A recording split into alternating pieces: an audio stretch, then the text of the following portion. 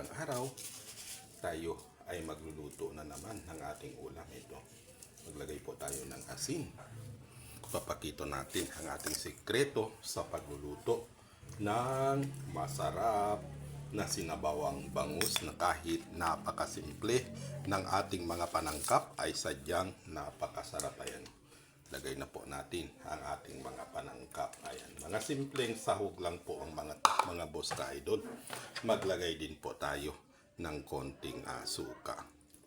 Ayan, tama na po yun para hindi po gaano mapaasim ang ating ulam.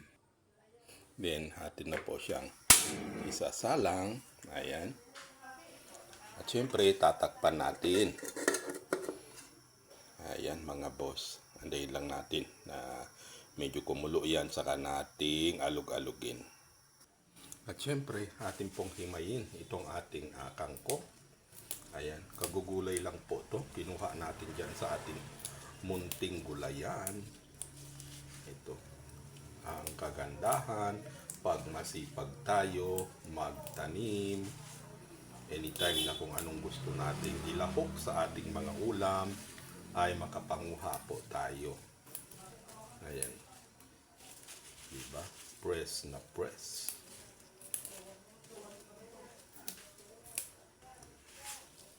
Ito po yung araw-araw natin dinidiligan para meron tayong panglalahok na gulay sa ating mga lulutuing ulam, mga boss. Diba? Ang sarap ng ating ulam. Ayan. Ayan, kumukulo na siya, mga boss ka-idol. At syempre, atin pong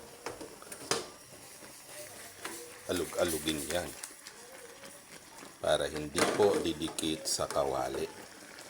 Ayan, yun po ang aming pamamaraan sa pagluluto ng isda.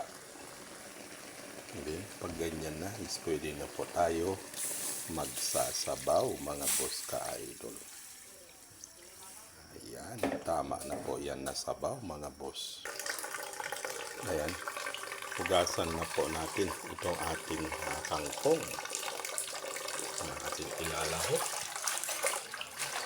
doon sa ating bangus. Ayan, at madami pong lupa na kumapit sa kanya.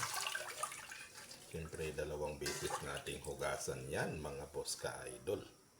Ayan. Hugasan ulit.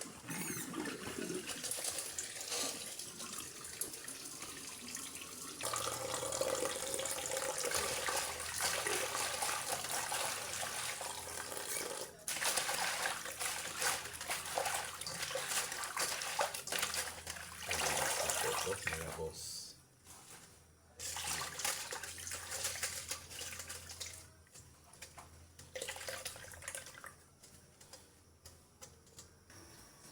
Dahil medyo matabang po, magdagdag po tayo ng asin. Ayan, para maganda ang lasa nitong ating masarap na ulam, ang sinabawang bangus. Sadyang ang mga Pinoy ay mahilig talaga sa masabaw na ulam. Titikman natin, mga boss. Ayan po, pwede na po yan. Pag ganyan na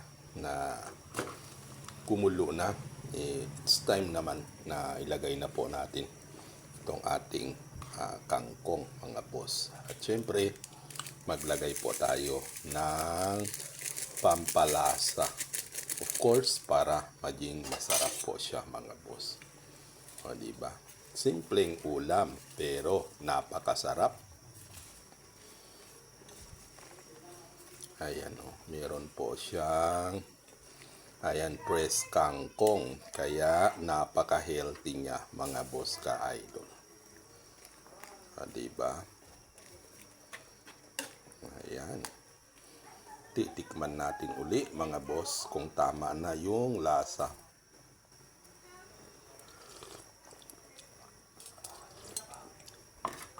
Wow, sarap niya, mga boss ka-idol. luto na po ang ating sinabawang bangus. Ang sarap-sarap niya. Masustansya dahil meron po siyang press kangkong. O, diba? Ayan. Sarap-sarap. Hanggang dito na lang po. Maraming salamat sa pagpanood. Magandang araw, mga boss ka idol. Maraming salamat.